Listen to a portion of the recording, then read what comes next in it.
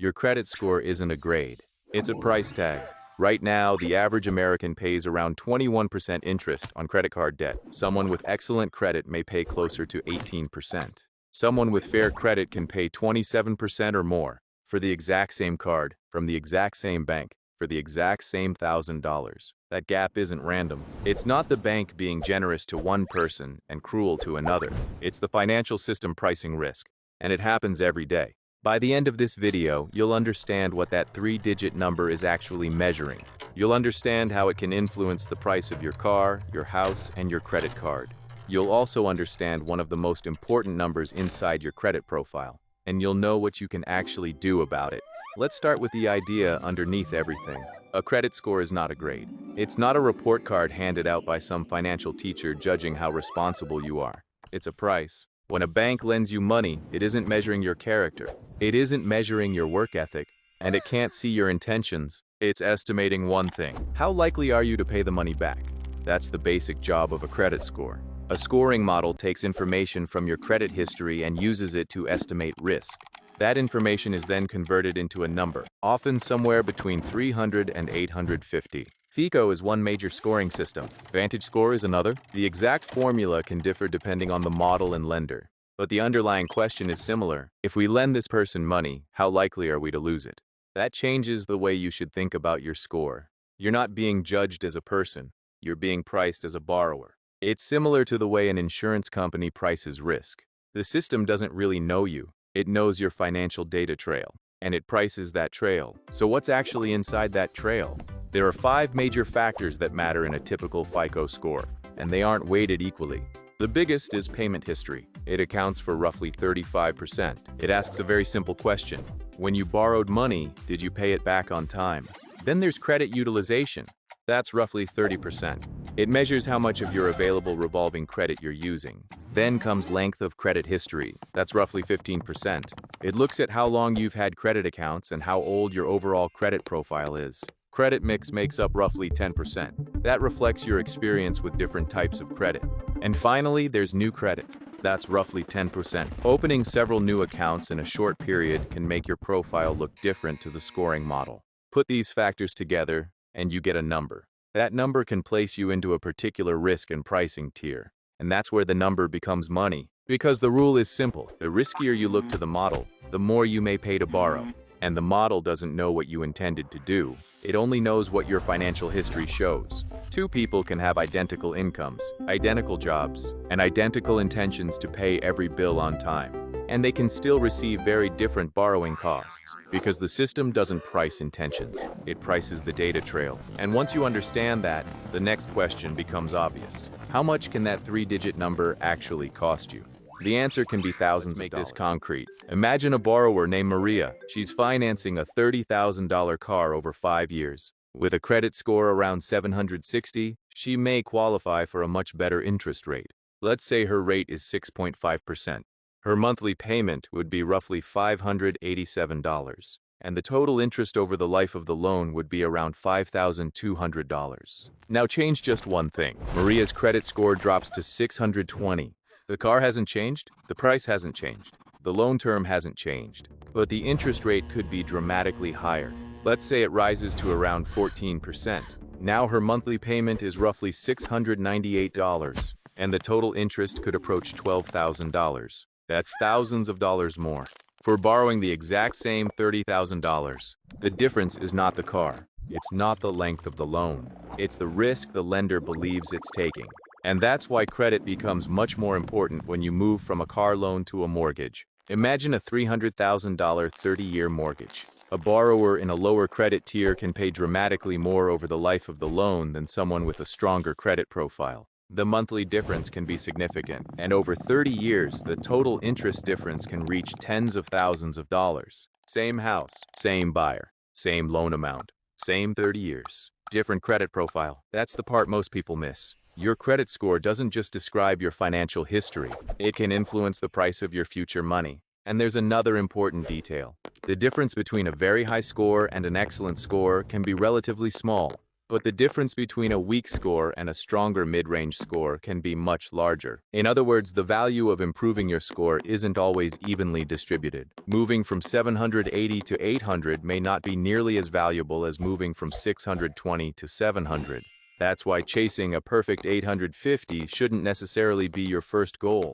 For many borrowers, the biggest financial improvement comes from getting out of the weaker pricing tiers. And this isn't just about individual borrowers. It's part of a much larger credit market. When lenders believe risk is low, credit can become easier to access. When lenders believe risk is rising, rates can increase and credit can become harder to get. And we've already seen what happens when that system gets risk badly wrong.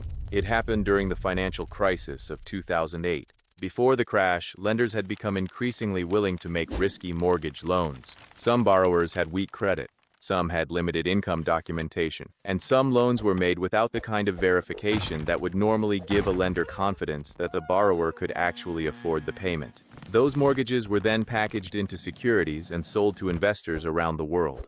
The system was built around a dangerous assumption that housing prices would keep rising. But housing prices don't always rise. And when they stopped rising, the risk hidden inside those loans became impossible to ignore. Borrowers began defaulting. Mortgage securities lost value. Lenders became afraid, and the entire credit system started moving in the opposite direction. Credit tightened. Limits were cut. Lending standards became much stricter, and even responsible borrowers could feel the effects. That episode revealed something important. The credit system can underestimate risk, and when it realizes the mistake, it can overcorrect.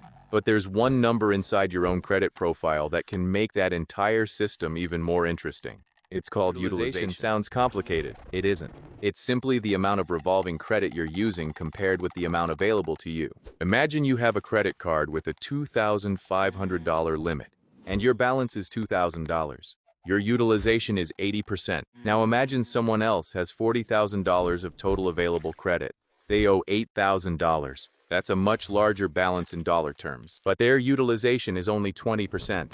That's why your credit score doesn't look only at how many dollars you owe. It also looks at how much of your available credit you're using. And this is where things get surprisingly technical. Your credit score may be affected by the balance that gets reported to the credit bureaus. That often corresponds to a statement balance, not necessarily the amount you owe on your payment due date. That distinction matters. Imagine you use your credit card throughout the month. By the time your statement closes, you've charged $2,000 on a $5,000 limit. That's 40% utilization. Then, a few days later, you pay the entire balance. From your perspective, you've done everything right. You didn't carry debt. You didn't pay credit card interest. But the credit bureau may have already received a snapshot showing a $2,000 balance. The scoring model doesn't know that you were planning to pay it off. It sees the reported data. That's one of the strangest things about credit. The system doesn't always measure your behavior. Sometimes it measures a snapshot of your behavior. And that brings us to another group of people who don't have enough credit history to be scored reliably in the first place. Millions of Americans have either no traditional credit file or a very thin file. They may be young. They may mostly use cash or debit cards, or they may simply never have borrowed enough money to build a traditional credit history. For these people, the problem isn't necessarily a low score. The problem is that the system doesn't have enough information. And when a lender can't confidently price your risk, the result can be a higher rate, or no loan at all. But the credit system is changing. More types of financial activity are becoming connected to credit reporting. Rent payments can sometimes be reported. Certain utility and phone payments can be included through reporting programs. And buy now, pay later activity is increasingly becoming part of the broader credit ecosystem. That means transactions that once left little or no traditional credit footprint may increasingly create a financial data trail. The system isn't watching less, it's watching more. There's another area that has changed significantly. Medical debt. For years, medical collections could hurt otherwise healthy credit profiles. But credit reporting policies around medical debt have changed substantially. So if you're worried about an old medical collection, don't assume it's still affecting your score. Check the actual report. Because guessing what the system sees is one of the worst ways to manage your credit. You need to see the data, and there's another number worth watching, not just because it can affect your own financial life, but because it can tell us something about millions of other borrowers. It's the credit card delinquency. Credit card delinquency is basically a measure of how many borrowers have fallen behind on their payments. One important measure looks at balances that are at least 30 days past due. The number itself matters, but the direction matters even more. If delinquency rates keep rising for several quarters, it can be a sign that household financial stress is increasing, and there's a reason this can be useful.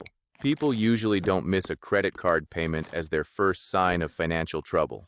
They may use their savings first, they may cut spending, they may stop making unnecessary purchases, they may start carrying balances, they may delay other bills, and eventually they may start falling behind on credit cards. So when delinquency rates begin rising across a large population, financial stress may already have been building for months. It doesn't automatically mean a recession is coming. No single number can predict the economy perfectly. But delinquency trends can provide an important window into household financial health. And now we can bring the entire idea back to your own credit profile, because understanding the system is useful only if you know what to do with it.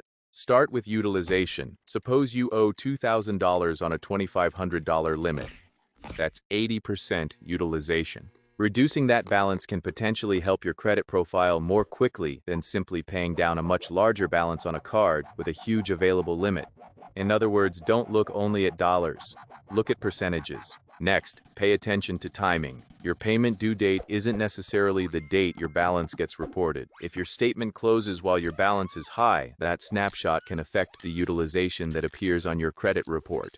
So if you're trying to lower reported utilization, paying down the balance before the statement closes can matter. Then there's new credit. Opening several accounts in a short period can create multiple hard inquiries and can also make your credit profile look newer. That doesn't mean you should never apply for credit. It means you should understand what you're applying for and why, and be especially careful about opening multiple unnecessary accounts just to chase discounts or rewards. Then there's one common mistake people make when they try to clean up their finances. They close their oldest credit card. It feels logical. You aren't using it, so why keep it? But closing an old account can reduce your available credit. And depending on how your credit history is calculated, it can also affect the age and structure of your credit profile. If an old card has no annual fee and there isn't another reason to close it, leaving it open may be worth considering. And if you don't have much credit history at all, you need a starting point. A secured credit card or a credit builder product can be one way to establish a track record of payments. It's not instant. Building credit takes time, but the system needs data before it can confidently price you. Finally, check your credit reports. Don't guess what your lender sees. Look at the accounts, look at the balances, look for errors, and understand the number being used to price your borrowing. Because the credit market doesn't send you a separate bill for having a weaker score. It hides the cost inside the interest rate. And that brings us to the most important point of the entire story. The credit market never sends you an itemized bill for the difference between a 620 credit score and a 760 credit score. You don't receive a statement that says your credit cost you an extra $5,000 this year. Instead, the cost gets quietly built into your interest rate, your credit card, your car loan, your mortgage, and potentially every other form of borrowing where your credit profile affects the price. That's why a credit score matters so much, not because it tells you whether you're a good person. It doesn't. Not because it measures your intelligence. It doesn't.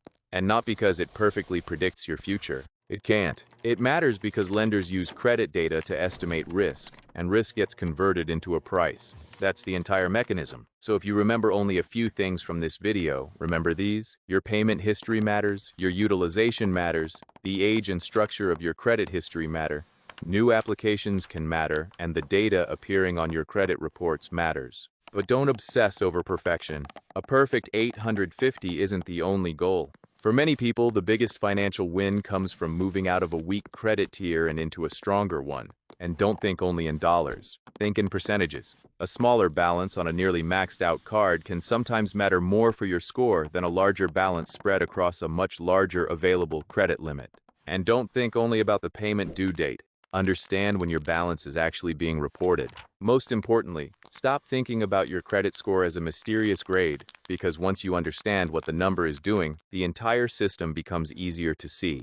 The bank isn't asking whether you're a good person. It's asking how risky you look based on the information it has. The scoring model doesn't see your intentions. It sees your history, and the lender takes that estimate of risk and turns it into a price. That price can be higher or it can be lower. The difference can be hundreds of dollars, thousands of dollars, and over a 30-year mortgage, potentially tens of thousands of dollars. The people getting the better rates aren't necessarily smarter than you. They aren't necessarily richer than you. They simply understand the rules of the market they're participating in. And once you understand those rules, you can start making decisions based on them. You can lower utilization, you can protect your payment history, you can avoid unnecessary applications, you can build a stronger credit history, and you can check the data instead of guessing. Because your credit score isn't a grade. It's a price tag, and the better you understand the price, the better you can decide what you're willing to pay.